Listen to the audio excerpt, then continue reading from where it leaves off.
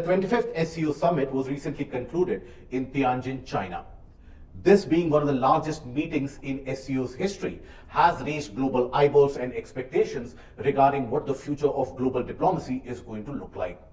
Despite the fact that China has already hosted this summit multiple times in the past, but this was unique and this was special, particularly when we talk about countries like India and Narendra Modi, the Prime Minister, participating himself and going to China after a span of 7 years. But rather than being carried away by these headlines, we have to understand what are the key outcomes when it comes to India's point of view. So I'm joined by Shyam sir here. So Shyam sir, what are the key takeaways that India can carry with itself out of this summit? The first, which is the most important one, has to be reasserting of multi-alignment approach. Historically, India has aligned itself with a country or a group of countries where India's interest lies. But in recent times, USA has been pushing us to pick and choose a side.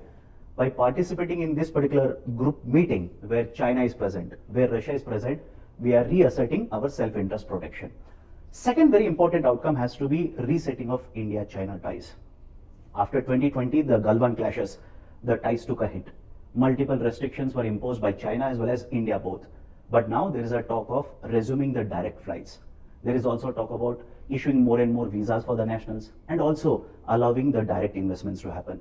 So these are the two very important outcomes. Let me ask you the same thing, sir. According to you, which are the other important outcomes of this summit? So in my point of view, one of the major outcomes that can be carried away is the fact that in the face of the US pressure, the expectation was that India would buckle under the Chinese diplomacy and India would do everything that China demands of it. But India stood its ground. Why do I say that? Because from the turf of China, India has called out China's hypocrisy when it comes to BRI. India has said that in the name of connectivity, it cannot compromise on the sovereignty issue. And that raises questions not only on BRI, but the component of it, that is the China-Pakistan economic corridor, with which India has had problems historically and has expressed them as well multiple times. The second major outcome for me would be the naming of Pahalgam and the perpetrators of Pahalgam to be brought to justice.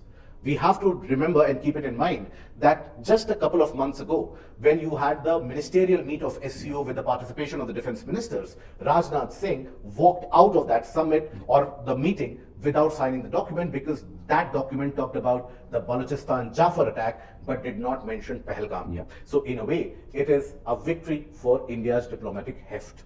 But in your opinion, what do you think are some of the other takeaways that we can think about and that India can rejoice out of this SCO? Let us know in the comment section below, and together, let's crack it.